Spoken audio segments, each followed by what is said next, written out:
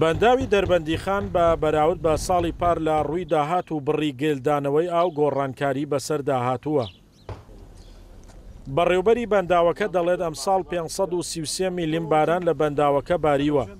ئەمە لە کاتێکدا ساڵی پار تاوەکو کۆتایی وەرزی دابارین 348 میلیم باران باری بوو. بەمەش جیاوازی دابارین گەیشتووە بە 185 میلیم و ئەو جیاوازێش بووەتە هۆی بەرزبوونەوەی ئاستی ئاوی بەنداوەکە بۆ 5 متر و 85 سانتیمەتر.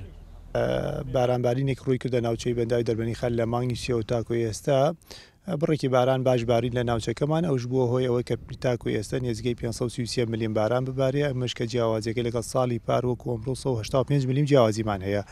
بەهۆی ئەوەی شۆ بەنداوی دەربەندیخان زیاد لەیسەر لە 10 متر بۆ 11 متر ئاسی ئاوەکەی کە زیایکە لە 62 گەشتێتە 74 یعنی نێزگەی 12 متر زیای کردووە.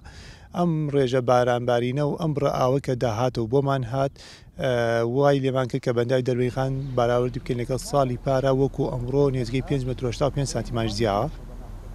ئێستا ملیارێک و 600 مەتر سێجا ئاو لە بەنداوی دەربەندیخان هەیە و بە ڕێژەی سەدی دەکاتە 53% کۆی ئاوی کۆکراوە.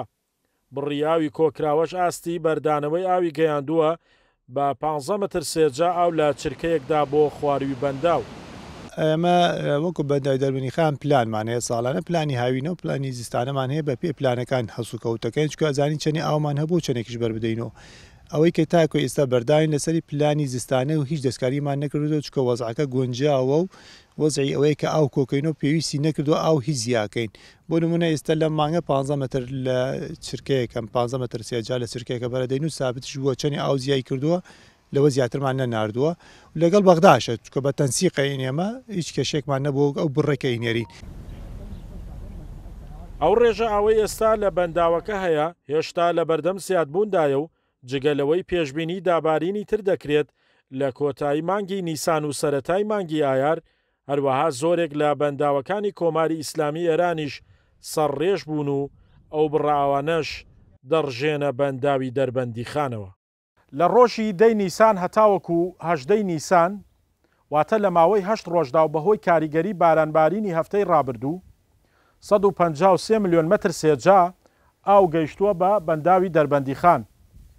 گەشتنی ئەم بڕاوەش وای کردووە لە کۆتایی مانگی پێنجدا یەکەی بەڕێبەراتی لە بەنداوی دەربەندیخان پلانی هاوینە لە ڕێژەی بەردانەوەی ئاو ڕابگەیەنن. شاخەوان محەممەد، کورسات نیوز، دەربەندیخان.